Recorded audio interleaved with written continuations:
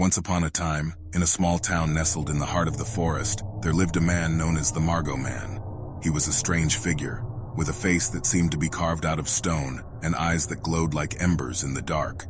The townspeople whispered that he was cursed, that he had made a deal with the devil himself. The Margo Man lived alone in a small cabin deep in the woods. He rarely ventured into town, and when he did, he was met with fear and suspicion. But despite the rumors and the whispers, the Margo Man never seemed to be bothered. He went about his business, tending to his garden and chopping wood for the winter. One day, a group of teenagers decided to play a prank on the Margo Man. They snuck up to his cabin in the dead of night and began to bang on his door, shouting insults and taunts. But the Margo Man did not come out. The teenagers grew bolder, throwing rocks at the windows and kicking at the door. Still, the Margo Man did not emerge. Finally, one of the teenagers had an idea.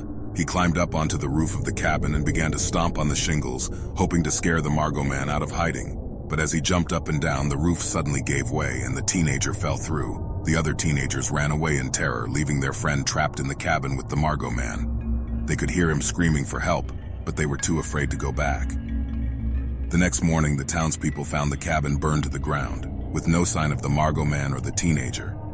Years went by, and the story of the Margo Man became a legend in the town. Parents would tell their children to stay away from the woods, warning them of the cursed figure who lived there. But one day, a group of hikers stumbled upon a small clearing deep in the forest. In the center of the clearing stood a statue of the Margo Man with a face that seemed to be carved out of stone and eyes that glowed like embers in the dark. The hikers were fascinated by the statue, and they began to take pictures and explore the area. But as the sun began to set, they realized that they were lost. They tried to retrace their steps, but the forest seemed to have changed around them. The trees were taller, the shadows deeper, and the air colder. As they wandered through the woods, the hikers began to hear strange noises coming from the trees. They heard whispers and footsteps, and they could feel eyes watching them from the darkness. They huddled together, trying to stay calm, but the fear was overwhelming. Suddenly they saw a figure emerge from the trees. It was the Margo Man, or at least it looked like him. He was covered in dirt and leaves, and his eyes glowed with an otherworldly light.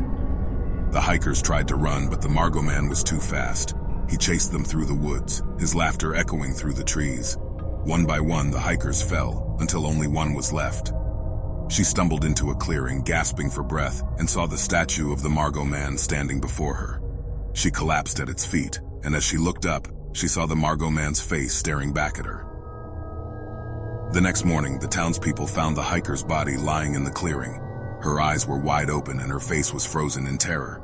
The statue of the Margo Man was gone, replaced by a pile of leaves and twigs. From that day on, the legend of the Margo Man grew even stronger. Some said that he was a vengeful spirit, haunting the woods and seeking revenge on those who dared to disturb his peace. Others said that he was a guardian, protecting the forest from those who would do it harm. But no one ever ventured into the woods again, for fear of what they might find. And the statue of the Margo Man was never seen again, leaving only the whispers of his name to echo through the trees.